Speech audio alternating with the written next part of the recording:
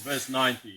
So now with Ishmael and his descendants mentioned, we know, okay, 12 tribes, as God promised to Hagar, right? God promised to Abram ultimately as well.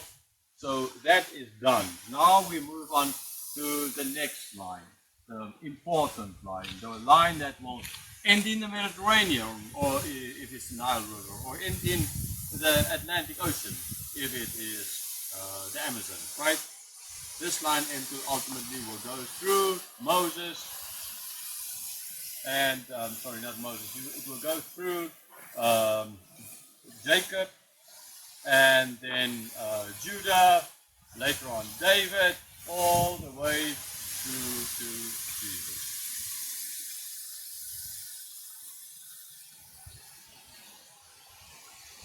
Verse 20, verse 19. These are the generations of Isaac, Abram's son. Abram fathered Isaac. Okay, that story we know pretty well. Verse 20. And Isaac was 40 years old when he took Rebekah, the daughter of Bethuel, the Aramean of Padan Aram, the sister of Laban, the Aramean, to be his wife. Okay, this we have done just earlier today. If you don't know the story, watch the videos on Genesis chapter 24, where we see this whole story explained, how all of this came about. So he was 40 years old when he married her. Extra information. Verse 21.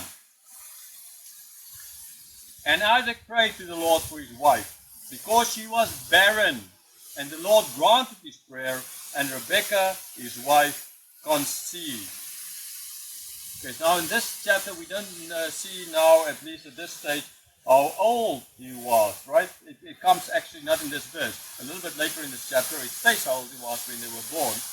But the first part now is what we see in this verse that's important is he prayed for his wife. He interceded. Remember Abram interceding for the people of Sodom and Gomorrah. Abram interceding for the people of Abimelech, right? When they could not get children, and God informed him to intercede for them. Okay, so in this case now, Isaac is interceding for his wife Rebekah, pleading by God, praying from God that she will have children. Because like Sarah before, Rebekah had no children. She was barren. That kind of shows as well that ultimately, as they believe that all children is a gift of God, and since God is not giving, therefore there's something, they believe that the woman or the husband, somebody did something really bad. In most cases, most likely that's the woman, because you know they always like to blame the woman for everything. Like even today, although you feminists, you blame the men for everything, it sometimes can go to the opposite. Always blame the other sex. Take responsibility, people, for your own problems. Anyhow, she was barren. So God gave a promise of children, yeah, like Sarah, to wait forever. The birth will be a miracle. Like in this case, now maybe not such a miracle, right? But still, it's going to be an answer to prayer. A prayer that, as we see later in this chapter, lasted for 20 years. Isaac prayed that long for his wife to have. He didn't blame her, right? He didn't kick her out and find another girl like his father did.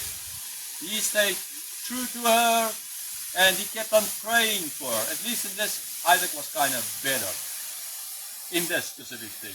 Isaac was sure a lot, not a weakling. We can see that, right? I like Abram, but at least in this part, he did well. So in the end, after 20 years, God granted the prayer. Rebekah conceived. Verse 22.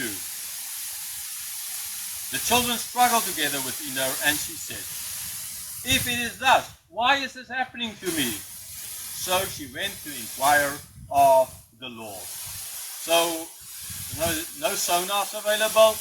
There's a struggle going on. She didn't understand what is going on.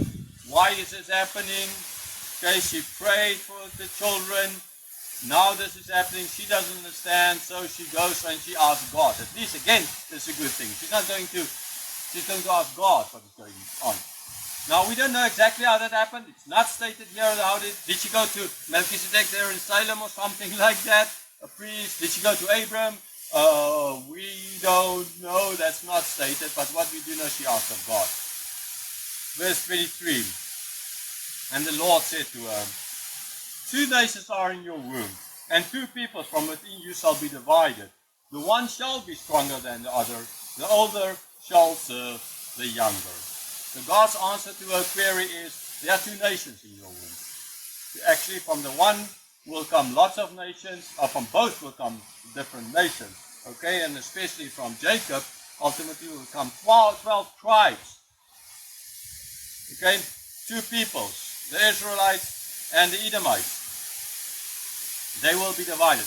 Now, the interesting as well on this is the fact that the stronger shall, the one is going to be stronger, as we know. Esau, in a certain sense, is going to be physically stronger, but Jacob is going to be stronger in the blessing of God.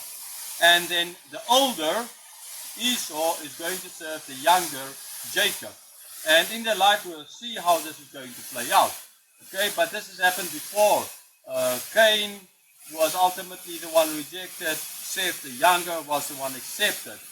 David was the youngest in his family. So in this case as well, the one to take it forward is not so much the older, right? In their culture, the older ones are more important than the one who gets the blessings, the one who takes the name.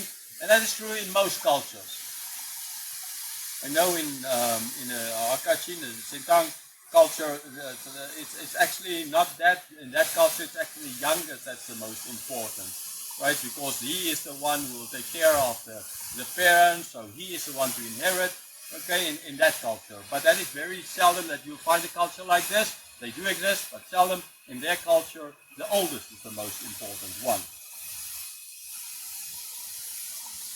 Okay, so now we can move to another place, because there are lots of beautiful places here to recall.